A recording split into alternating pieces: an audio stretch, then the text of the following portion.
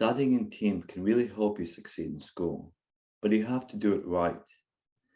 In this video, we're going to cover the advantages and disadvantages in working in study teams and also give you 10 useful tips on how to make study team effective.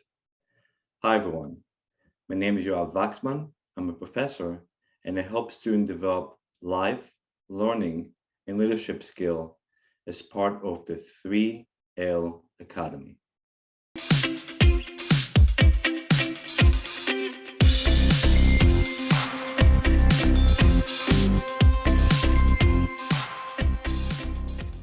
Studying in teams has several advantages.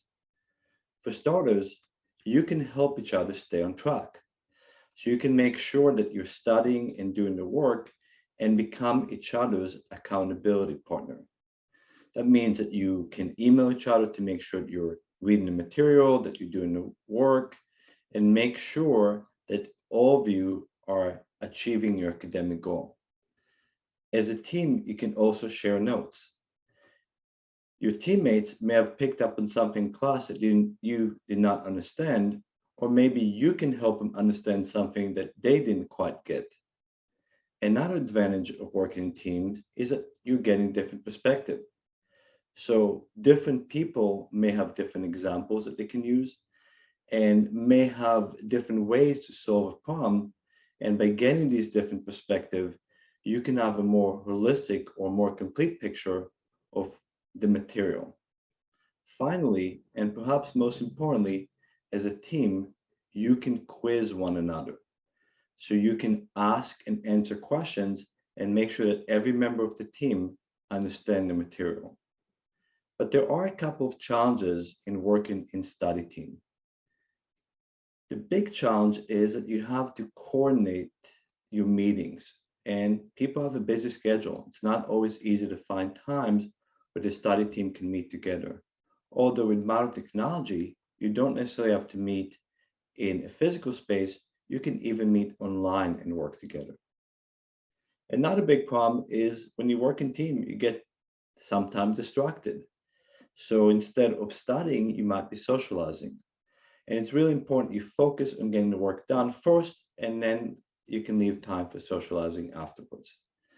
So let's give you 10 tips that you can use to study in team and do so effectively. Tip number one, and perhaps the most important tip, is to keep the group size small. 2 to 5 individual is ideal. When your group size gets too big, there are a couple of problems. First, it becomes really difficult to find time to meet when you have 6, 7, or more people in the group. Another problem is that each member of the group now contributes less. So if you're in a very large group studying, you're not going to get a lot of contribution from each individual group members, and some group member may feel intimidated and may not speak at all. Finally, a smaller group size will allow you to have that direct contact and communication so you can stay accountable. In other words, you can email your teammates, you'll know them well, and they'll make sure that you stay on track while you make sure that they stay on track and get the assignments done. The second tip is to pick like-minded individuals that want to study. Designing a study team is not about picking the most popular people in the class or about finding your friends. It's really about finding a group of people that want to study and wants to do well. And there's nothing wrong with you going to other people in the class that you see are doing well, introducing yourself and say, hey, would you like to join my study team? I see you're serious about the class and we can work together to do well. So don't focus on finding popular students or students that you like. Instead, look for people who are serious about studying, people who are answering questions in class, people that want to invest in doing well in the class, and form a group with those individuals. Tip number 3 is to communicate a time and a place for the meeting and try to find a time where we can all meet on a regular basis. This might be once a week, twice a week, maybe even once every 2 weeks, but it's better if you have a specific time and a place where you can meet regularly. This may be a physical space like in the library, or it might be online if you are in different locations or have a really hard time coming together for a meeting. Tip number 4 is if you are meeting physically, make sure to pick a quiet place. So a good place might be the library if in your school, or it might be even be a coffee house as long as there are not too many distractions. So find, or somebody's home. So find a place where you can all meet and it's quiet and there aren't a lot of noise and a lot of things going on. That way you can focus on your studies. Another great tip is to decide on a goal for each meeting. It's not enough to say we're going to meet and study together. You really have to decide what you're going to get out of the meeting. So a goal might be to go over the homework assignment, or a goal might be to review a chapter for the class.